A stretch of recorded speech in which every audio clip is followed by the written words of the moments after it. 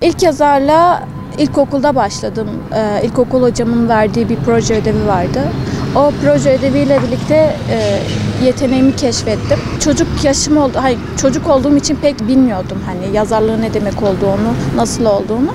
Daha sonra liseye geçtim. Lisede aynı şekilde edebiyat hocamızın verdiği bir proje ödevi vardı. Yine yarışmalar falan düzenleniyordu. O yarışmalarla tekrardan yeteneğimin devam ettiğini keşfettim. Ben de hep sürekli bir kitap çıkarmak istiyordum. Fakat cesaret edemiyordum. Hocalarımın motivasyonla kitap çıkaracağımı düşündüm ve devam ettirdim. Üniversitede şiir kitabı oluşturdum. O şiir kitabını bir dosya haline getirdim. Mayıs ayında ilk şiir kitabım olan Sükunet Ezgilerini yayınladım. Kitap okumaya ilk küçük yaşlardan başlamalıyız.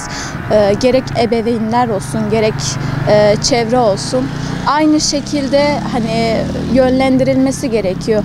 Sadece okulda olmaması gerekiyor bu sistem. Evde de aşılandırılması gerekiyor çocuklara. Çocuğu teşvik etmesi gerekiyor anne baba. Öncelikle anne ve babası çocuğun önünde kitap okumalı ki çocuk da onlara bakıp rol model alsın ki o da okumaya devam etsin. Yani demem şu ki ebeveynlerde her şey bitiyor. Daha sonra öğretmenler ve çevrede devam eder. Sözcük daracığımızın gelişmesi için, kendimizi geliştirmek açısından, kültürel açısından da kendimizi geliştirmek için kitap okumanın önemi ve faydası çok fazladır. Kitap okuyan bir nesille kitap okumayan bir nesil aynı olamaz. Kitap okuyan nesil daha çok kültürlü olur, daha çok kendini geliştirmiş olur, sözcük daracığı fazla olur. Kitap okumayan nesil ise kendini ifade edemez. Kitap okuyana göre kendini daha cesaretsiz olur. Özgüven olmaz kitap okumayanlarda. Şimdi kitap okuduğunda sözcük daracığın geliştiği için daha çok kendine özgüvenin oluyor ve daha çok özgüven patlaması yaşıyorsun. Ama kitap okumazsan daha bir özgüvensiz oluyorsun. O yüzden kitap okumaya küçük yaşta başlanılırsa özgüven daha iyi olur, aşılanır. Ben şu tarz ya da şu tarz okunsun demiyorum. Küçük çocuklara öncelikle kendi yaşıtlarına uygun kitaplar seçilmeli. Yani kendi yaşıtı ve kendi zevkine göre. Şimdi sen bir çocuğa kitap okutursan, istemediği bir kitabı okutursan o çocuk kitap okumaz. Çünkü anlamıyor, bilmiyor.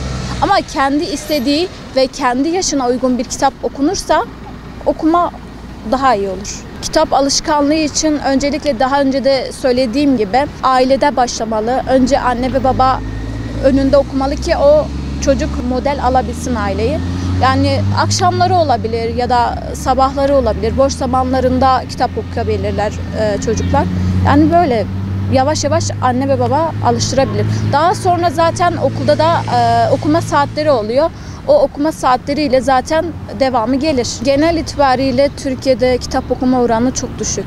Ve bunu artırmak için gerek aile içinde, gerek çevrede, gerek eğitim sistemimizin ilerlemesiyle daha iyi iletilebilir. Artırılabilmesi için çocukları ekrandan uzak tutmamız gerekiyor. Şu an çocuklar ekrana bağımlı. Gerek sosyal medya olsun, gerek televizyon olsun. Şu an hiçbir ebeveyn çok fazla çocukların üzerine düşmüyor. Sürekli ekran karşısında. Eğer ekran karşısında alırlarsa çocukları, böylelikle kitap okuma alışkanlığı da edinebilirler.